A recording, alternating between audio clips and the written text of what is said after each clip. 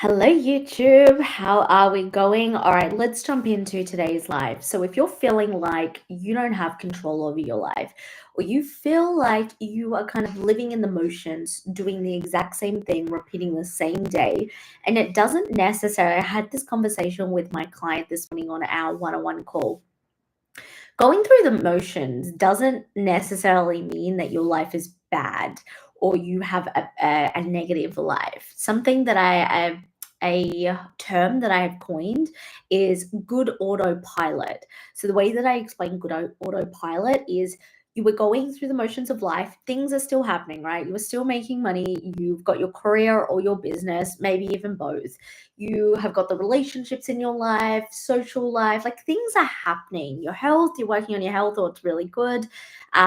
You're earning money, you're maybe saving, or maybe you have the means to pay for the lifestyle you want, right? But things are just on repeat.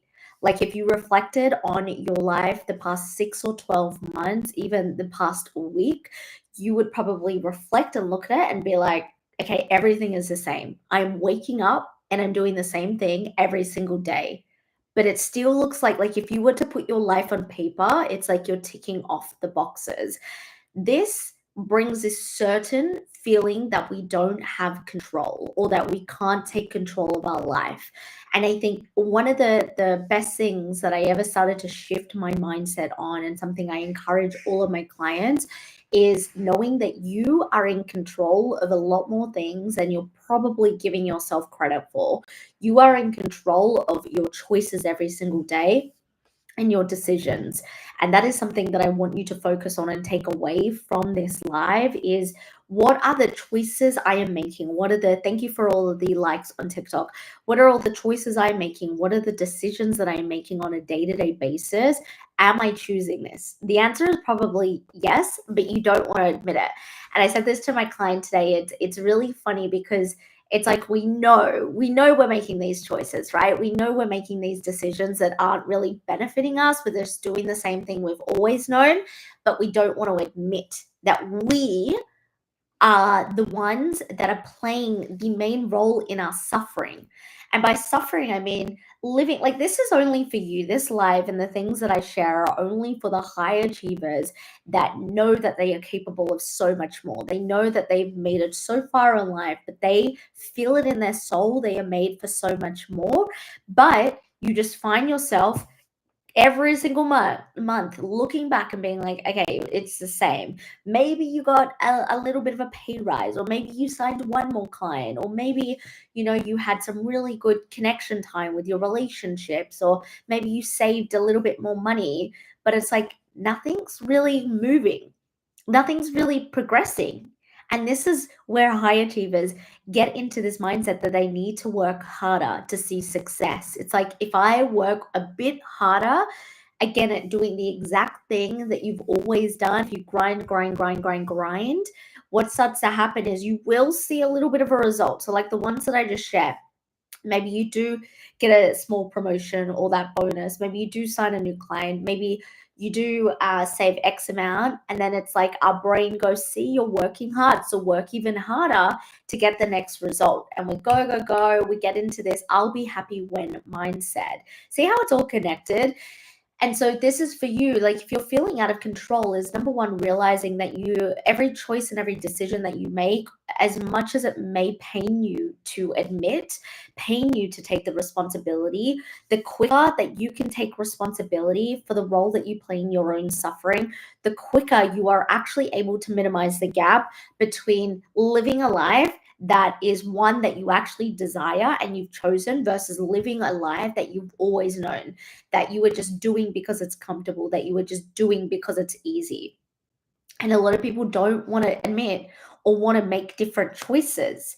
Everything becomes automatic, right? Our habits become unconscious habits. So we just do it. We just wake up and brush our teeth. We're not thinking about it. We wake up and make the same eggs on toast breakfast. We're not thinking about it, but we've done it for the past 2 years, right? So for you, I want you to actually start to assess your life and, yes, like really self reflect in your life at the small micro moments where you keep choosing the same thing. Where can you switch it up?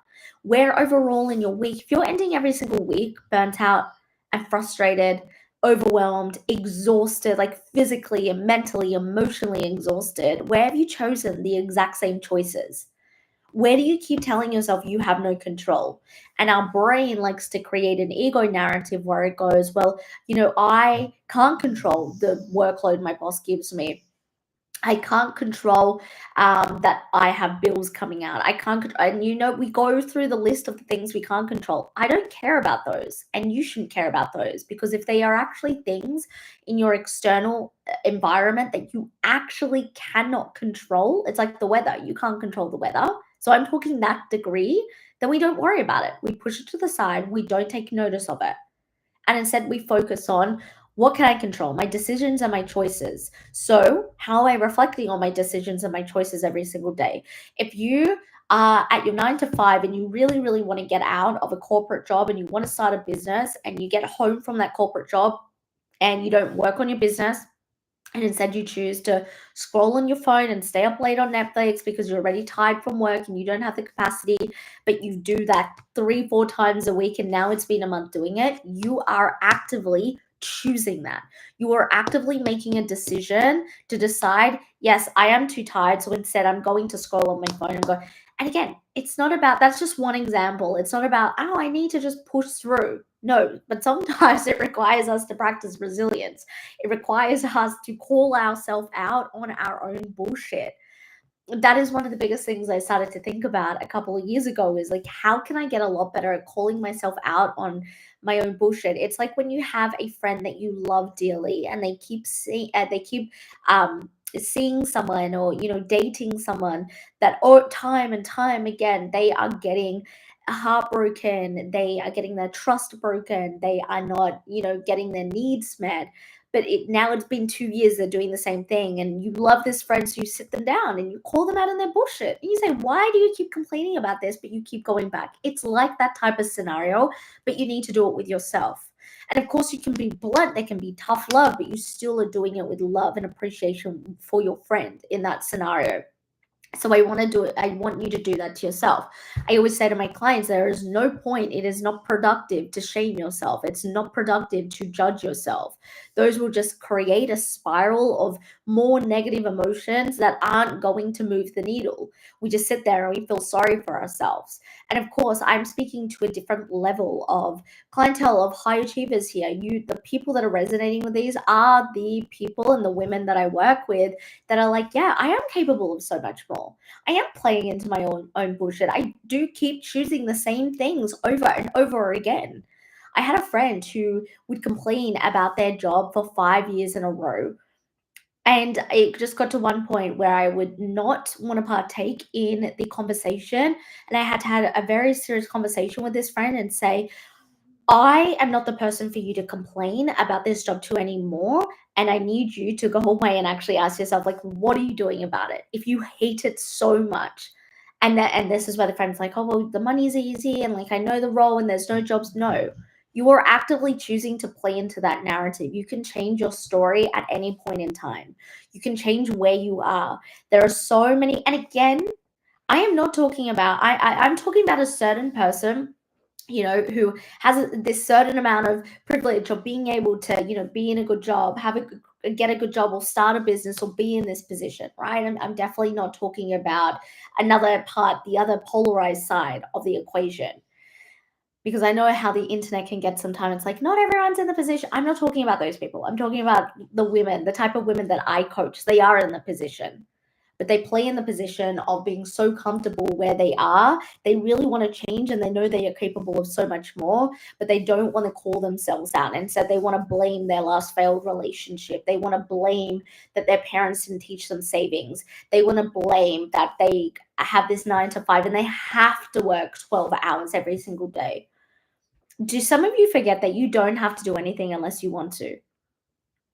Do some of you forget that you only feel out of control with your life because you have quite literally taken your control, you've put it in a briefcase, and you've given it to someone else? You've given it to something else. And you're saying, take control of me. I have no control over my life and what I do. That's how some of you act, and that's how some of you are moving forward in life, is just believing and playing into the narrative that you do. And I want to share that.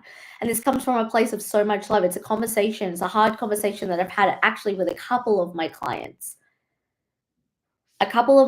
Today, and I'm sure it's a conversation I'm going to have in the next 45 minutes with my mastermind clients, which, by the way, the mastermind is open for enrollment.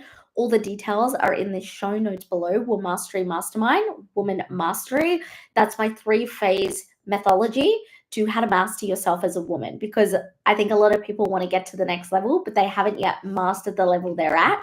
If you haven't mastered the level that you're currently at, what makes you think you deserve the next level? So this is the 3 phases that I've been using with my clients the past 5 to 6 years, and I've worked with women nearly a decade now.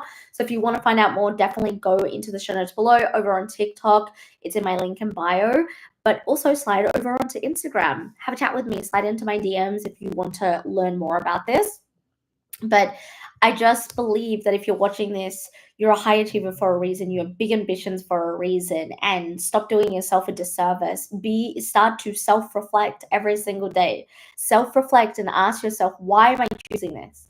Why is it now the 3rd week of me scrolling on my phone, procrastinating and watching Netflix when I said I was going to start my business, when I said I was going to begin that Instagram, when I said that I was going to start to go to Pilates classes? Why do I keep choosing? And then the ego goes, oh, bro, you're really tired from your work, or you've had a big day, or, it's all this. It's like every single week there is a new excuse.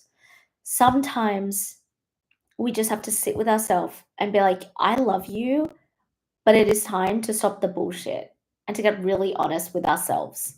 And if you keep choosing it, it's because you value it in some way, shape, or form. And that's for another live. That's on a whole different tangent that I could go on. So let me know in the comments if you definitely want me to speak about the relation between your values and understanding your values versus, in relation to your progress and your control over in life. But I need to start getting ready for my mastermind call in about 45 minutes. All of the details, like I said, are in the show notes below. I know this was a little bit of a self love, like hard pep talk, but I say it with so much love, because you're watching this, you are capable, you are ready to get to that next level, to hit your next edge. But sometimes the micro shift, the micro tweak is just taking responsibility. And so that's what I want you to start to think about, is like, okay, if I'm doing all this work, if I'm doing the personal development and I'm doing the inner work, where am I actually just taking the responsibility for the things that now need to shift? And then I start shifting it. All right, I'm going to leave you there. Any questions, let me know in the comments. I appreciate every single one of you, and I will speak to you in the next live. Bye.